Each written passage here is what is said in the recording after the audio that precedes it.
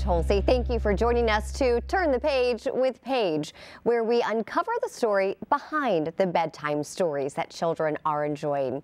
There's a lot to learn when you're a child. Patience, perseverance, resilience. Those are just a few of those lessons. But the little bird who wanted to fly had to learn each and every one along its journey from nest to flight. Author Breanna Churchill created the timeless story that is filled with opportunities for children to dance, count, sing, and learn the value of trusting in God's timing. Today, Breanna joins us here in studio to talk about her story. Thank you so much for being here. I'm glad to have you. So glad to be here. And first, I want to talk about a little bit about your own story, which starts here in Missouri, but you've lived all over, right? Yes. I was born in Missouri in Fort Leonard Wood. My mother is in the military and so is my father, and we're a military family, so we traveled all over. When did you know that you wanted to be a children's book author? Right after I became a mother. Once I knew that I was going to be home with my kids, and after motherhood, seeing them grow and learn, and my son, he was very interested in vehicles, and so I was like, I want to create a book that has the alphabet, so I can teach them the alphabet, but vehicles. So my first book was my first ABC transportation book, and it was inspired. It was dedicated to my son, and so I'm like, I want to write more stories. So I love literacy and early childhood, and it was shortly after the Brown Bear Book Club got started, and then I started writing books. Kind of got addicted to it. Yes. In a good way, yeah. So let's talk about this one, The Little Bird Who Wanted to Fly. We're going to take a look at some of the pages inside as I ask you to tell me more about this story itself. Okay. What is the storyline?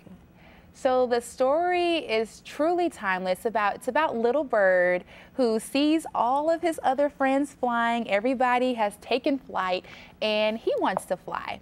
And so it's really a journey of a little bird who tries something the first time, which is trying to fly, and it doesn't work out.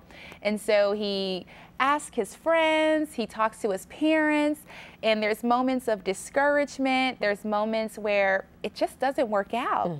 And on that journey, he discovers that it takes patience, it takes perseverance, and definitely resilience, and that truly is a time for everything. Such a good and important lesson for kids, and I think both of us being moms of two boys, yes, you know, it's hard for that youngest one to learn that lesson of patience when they see big brother, whether it's riding the bike or climbing on things. So it's a great lesson. Where did the idea, though, for the story come from?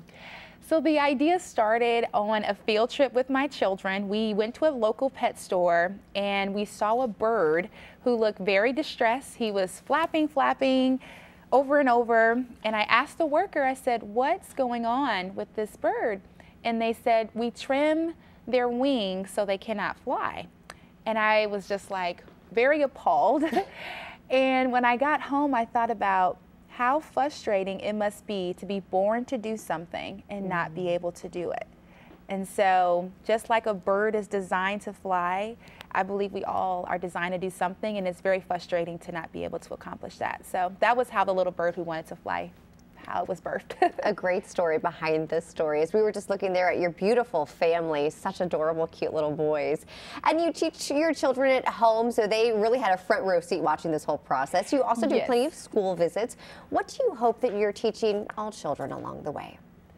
I really want children to get the early life skills that the reality is things will not work out the first time for many of us, if not all of us. It will not work out the first time, but to keep trying. Don't give up just because it's hard. One thing that I've been telling my son is, I can do hard things. And I've been telling him that even as he's now learning to read, you can do hard things, don't give up. And then also, which is wisdom for a lifetime, is to trust God's timing. Things are not always going to happen when we think it's going to happen.